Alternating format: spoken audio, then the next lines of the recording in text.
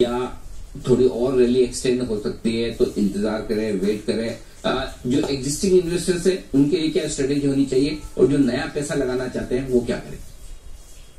देखिए, अगर इन दो तरह से देख सकते हैं, या तो आप ट्रेडर हैं, अगर ट्रेडर हैं तो आपको स्टॉप लॉस लगा के चलना है, और अगर आप निवेशक हैं तो काफी हद तक कई सेक्टर्स ऐसे हैं जो बहुत थोड़ा सा स्ट्रेस नजर आ रहे हैं। आप ऑटो देख लीजिए, ऑटो में कितनी कंपनियां जो है अभी ईवी के कारण नई कंपनियां आ रही हैं।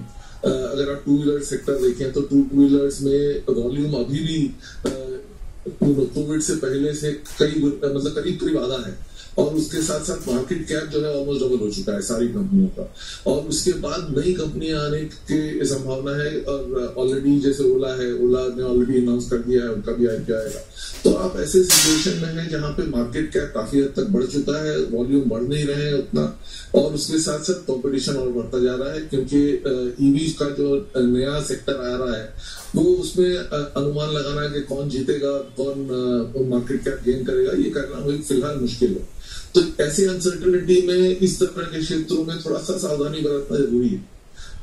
बाकी जहां तक अर्निंग्स का सवाल है, मेरे हिसाब से अभी भी बैंकिंग क्षेत्र इस साल अच्छा परफॉर्म करेगा। उसमें जहां पे भी आपको फ्रंटलाइन बैंक्स में कहीं गिरावट नजर आती है तो आप उसमें रोटेट कर सकते हैं या उसमें बने रह सकते हैं।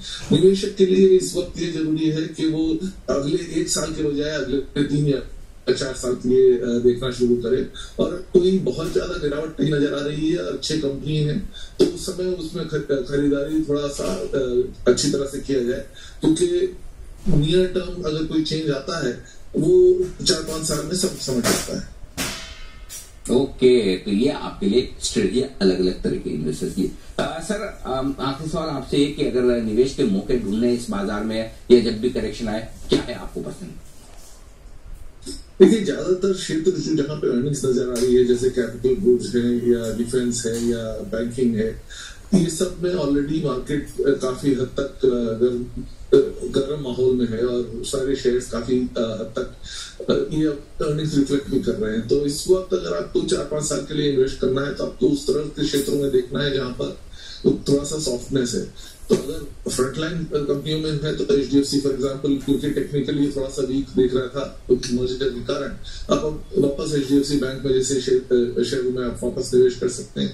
नहीं तो अगर क्षेत्र देखने हैं तो मेरे हिसाब से आईटी, कुछ हद तक कंज्यूमर नॉन डिस्क्रिशनरी, और स्पेशली हायर लेवल पे जो लग्जरी गुड्स को मानते हैं, वहां पर आपको सस्टेन्ड ग्रोथ नजर आएगी। बेसिक बेट मेरा इस समय ये है कि रूरल इंडिया में जो आपको कंजम्पशन अभी तक फिलहाल कम नजर आ रहा था, वो अगले 1 साल में करेक्ट होता हुआ नजर आएगा, क्योंकि काफी पैसा वहां पे जाएगा। ठीक बात है। तो ये सारी थीम